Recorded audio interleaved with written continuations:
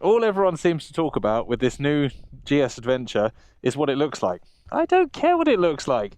What I want to know is, even with all this fancy technology, the electric everything, can it still cut it off-road? Because a GS Adventure has to work off-road for me. Doesn't need to be an enduro bike, but I want to tackle some trails. Today, we're going to find out.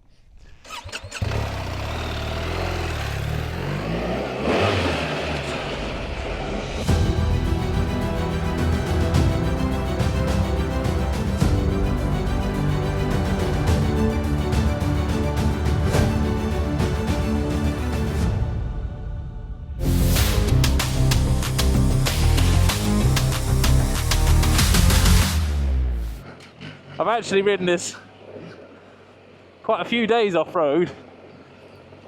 Today I'm on the standard tyres it comes on. I've ridden it on some 50/50 adventure tyres, but today I've actually gone for the standard road tyres. It's reasonably dry as it ever gets here in Wales. But one thing the GS always used to be really good for is balance at low speed. And so when you were feeling nervous of grip, a GS has always looked after you in that situation. So the slippery tyres today should help me assess that. Mainly I was just too lazy to change them. The feeling that it doesn't belong here is I kind of lost that, because I've done it a lot, and we're all used to seeing these big adventure bikes can go off-road. Despite what some people will try and tell you, they do work off-road. You can't ride them flat out like a loony and expect to get away with it all the time, but if you use it as a trail bike, as a bike to explore, as a bike to use every available trail to you, it's great. You can just trundle down stuff like this, and then the next half an hour be back on a motorway doing the speed limit and bombing along enjoying yourself. It's a versatile motorcycle. Absolutely, you need a little bit more off-road skill to get this down some trails. It's not a bike for off-road novices, for sure, but if you're someone who likes a bit of off-road as much as you like a bit of on-road, one of these is fantastic fun. If I was on a enduro bike down here, at this pace I'd be, bored's not the word, but I wouldn't be having to think too hard. I could just be trundling along, trying not to go too fast. Whereas on this bike, at this pace, it's fun. I'm having to think about it and consider what I'm doing, and I've got time to have a look at that insanely good view over there. Look at that. This is one of my favourite scenic trails in Wales, this one. And that for me is the point. These big adventure bikes aren't for going mad off-road and riding flat out. The fun is, where can I get it to? How tricky a track can I get it up and down? And when you treat it like that, it also kind of gets away from that fear of breaking it.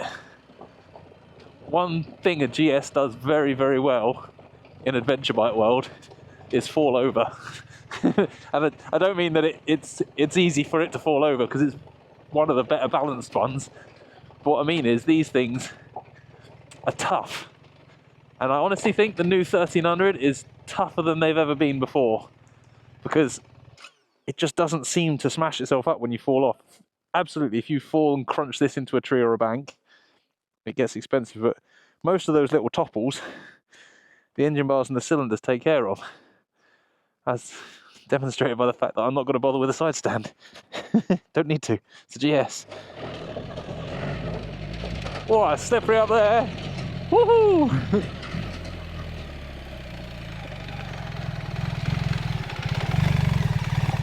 What is a GSA for? Well, it's BMW's flagship adventure bike. It has to have all their latest tech. It has to have possibly a fairly hefty price tag, immaculate comfort and great touring ability. But alongside all of that, it has to be able to go off-road, fundamentally. And I think particularly because it's a BMW GS, more so than kind of any other manufacturer, bar maybe KTM. The GS originally was a great off-road adventure bike, that very first one back in the 80s. Each iteration it's grown in size, complexity, quite often weight. Its road performance has got better and better and better. Its touring performance now is incredible, but it has to still work off-road for me to be a genuine GS. Now, I'm not saying it's got to keep up with a KTM 890R or a Yamaha Tenere Extreme. I don't expect this to be jumping through sand whoops and charging down massive rocky trails. It has to get across off-road terrain. That's kind of what it wants to do. And in doing that, it has to be reasonably manageable, not damage itself and tear itself to pieces on the floor, and not explode into a million pieces the first time you drop it. Now, every time BMW has updated the GS, they've improved road performance, they've improved speed, handling, outright horsepower, and they've tried to always improve the off-road ability. Now, sometimes they've sacrificed a bit of grip by going to fatter wheels for road riding, but then balance that out with really good ABS and off-road traction control, so overall the package does work better. In the 1300 non-adventure GS, they did a big change and a big step improvement in high-speed road performance. They made it a really sporty GS. Even when you start pushing harder, you find you've got a little bit of room on the exit of every turn. Rather than the old bike, which as soon as you start pushing hard on it, you start running out of room on the exit of corners.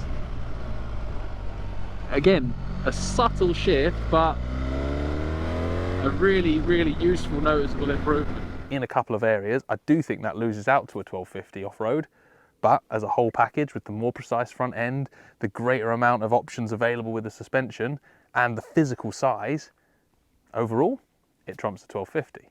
Enter the 1300 GSA. It's got big boots to fill. The 1250 GSA is a big old thing, but it's a comfortable bike on the road. It lulls you to sleep on a long motorway journey, and it copes way better than any bike of that size has a right to when you're slip sliding down a rutty, muddy track. The 1300 GSA, I'm happy to say, does the same job. Physically, it is big. It's not a bike you're going to muscle around and chuck around and drift into corners out of shape. You're just not. The secret to riding this off-road, as with any big adventure bike, is to keep it on balance, keep it on side, ride more like a trials rider. Lots of small, quick actions and movements to keep it balanced, and you find actually the places it will go, even on road tyres, mind-blowing. And what it does do is it lets you chug down a trail, getting the most out of the tyres you've got, and see some incredible scenery way off of the bitumen road. And that for me is what the GSA needs to do. It needs to be able to take you on amazing road rides, and then when you want to go on the gravel, when you want to mix it up, chug down a trail without frightening the life out of you. With the modern adventure bike world, we have so much choice, and I come back to the Tenere, particularly because I've been riding one all year. That Tenere is a sports off-road adventure bike. It does the road stuff, it'll ride me to the airport absolutely fine, but not in supreme comfort. What it excels at is charging down tracks like this, taking on far gnarlier terrain and rattling its way through. The GS Adventure is not trying to be that, it's trying to be an amazingly comfortable touring road bike that can cope when you run out of actual road. And I think it ticks that box really, really well. There's a ton of people out there who are going to say it's too big, too heavy to ride off-road. And I'd say it's too big to ride out of your skill set or comfort zone off-road. That's where it sits. If you want to tackle new extremes of off-road terrain, if you want to do stuff you've never done before, I really wouldn't recommend trying it on this. But if you want to be able to ride within your comfort zone off-road, if you want to tackle stuff that, you know, on an enduro bike or a trail bike you could breeze down, this thing's amazing. And the very fact that if you drop it, it lands on those stupid sticky out cylinders, it doesn't seem to damage itself. I've seen countless drops, crunches, bashes, bumps on GSs over the years, and one thing that bike has always done is survived a bit of rough and tumble off-road. Sure, if you have a big crash and roll it upside down, it gets expensive, but tell me which bike doesn't. The GSA's magic trick for me has always been its ability to do things my van does and also things my dirt bike does. GS, Gelandstrasse, if you know your German, you'll know that means mud bogs and autobahns. I think it's the direct translation. The whole point of a GS is that you can do both ends of the spectrum. This thing, the comfort on it is absolutely obscene. Get the big fat high seat on it and you've got a bike that riding back and forth to the airport at 4 AM, it's kind of not really any less comfortable than doing it in my van. The road side of this GS has been well covered already, and I've ridden it a bunch. I've done a load of miles on it. That side of it is exactly what you expect from a GS. It's super comfy, super smooth. A great mile munching road bike that you can stick a ton of luggage on and have fun. I've got a big windscreen for protection, heated seat, heated grips. I've got all my music, phone calls, everything I'd normally do while blasting down the motorway in my van, but I'm on a bike, so I get free parking at the airport. I can go there a whole lot faster, and I feel a lot better about life when I get there. On top of that, when I'm done using it as a boring airport shuttle, I can ride down trails like this and explore the countryside without having to get out and change tyres or get into a Land Rover. For me, that is the kind of absolute sweet spot with the GS. It doesn't do the best, fastest road riding. It doesn't do the most gnarly off-road, but it will get you to the airport in comfort and it will get you kind of anywhere I want to go. That's a pretty magic balance. There's some features that on the 1300 are absolute gold, and that is one of them. It's a tiny, innocuous looking little thing, but let me show you why.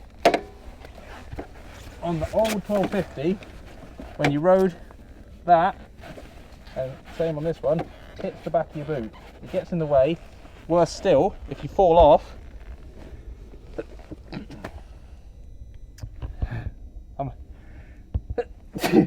I'm allergic to stopping talking. On the old 1250, that gets in the way of your boot while you're riding. Worse still, if you fall off, it used to hook the back of your boot and then your leg would get stuck underneath the bike. Quite annoying and definitely embarrassing if you have to get someone to lift your bike off you. With this one, that little bit of the centre stand folds away, so there's plenty more room for your foot, and if you want any more room, you can always take the pillion pegs off. Tiny little change, but that is an absolute bit of gold. Good job, BMW. So would I recommend getting a 1300 GSA as an off-road bike? Absolutely not.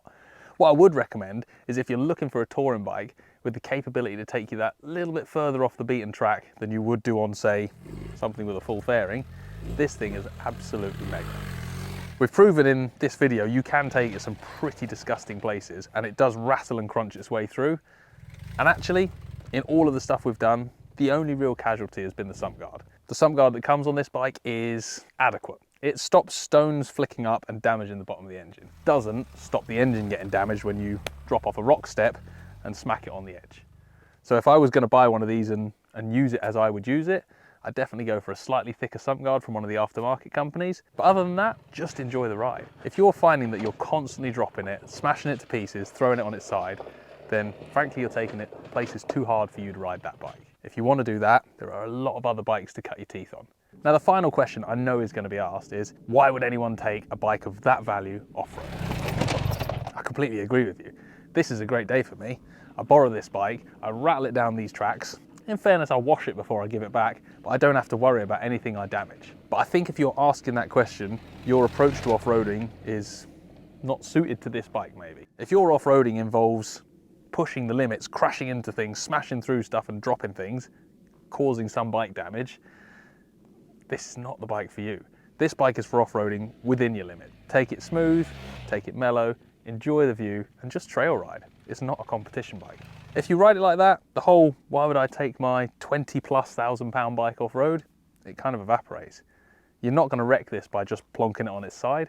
So ride it, enjoy it, don't go too extreme.